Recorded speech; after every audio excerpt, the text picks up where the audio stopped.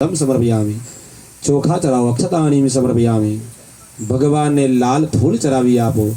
रक्तम लंबोदरम सुरपा कर्णकम रक्तवाससम रक्तगंधानुलिप्तांगम रक्तपुष्पै सपूजितम।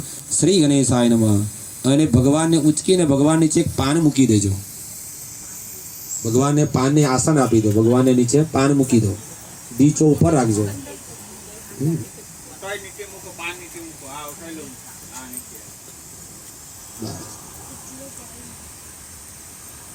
હાથમાં એક ફૂલ લેવાનું, કંકુ ચોખા વાળું કરવાનું, ગણપતિ બાપાને પગે લાગવાનું.